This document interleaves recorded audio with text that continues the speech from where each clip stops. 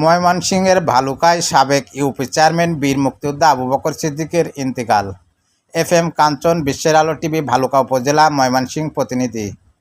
ময়মনসিংহের Bhaluka 10 number Habirbari union পরিষদের সাবেক সফল 4 বারের চেয়ারম্যান, বর্তমান 10 নম্বর হবিরবাড়ি ইউনিয়ন পরিষদের 2 বারের চেয়ারম্যান তোফায়েল আহমেদ বাচ্চুর পিতা আলহাজ আবু বকর সিদ্দিক মঙ্গলবার দিবাগত রাত 2টার সময় সিডস্টোর বাজারস্থ ওনার নিজ বাসভবনে ইন্তেকাল করেন। মৃত্যুকালে ওনার আনুমানিক বয়স হয়েছিল 95 বছর।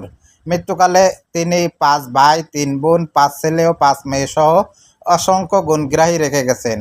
মরহুমের সহোদর ভাই বীর মুক্তিযোদ্ধা আলহাজ গাজী লাল মাহমুদ সরকার জানান, বীর মুক্তিযোদ্ধা আলহাজ আবু বকর সিদ্দিক 1971 সালে 11 number sector commander Abu Taher ও 11 number sub sector commander major Afsar Uddin আহমেদের অধীনে মুক্তিযুদ্ধে অংশগ্রহণ করেন।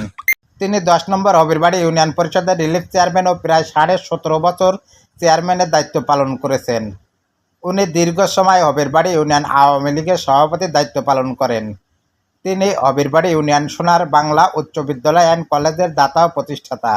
বুধবার 18 জুন বাদ আসর হবিরবাড়ি ইউনিয়ন সোনার বাংলা উচ্চ বিদ্যালয়ে অ্যান্ড কলেজে জানাজা শেষে কলেজের শহীদ মিনারের পাদদেশে রাষ্ট্রমর্যাদায় সমাহিত করা হয়েছে।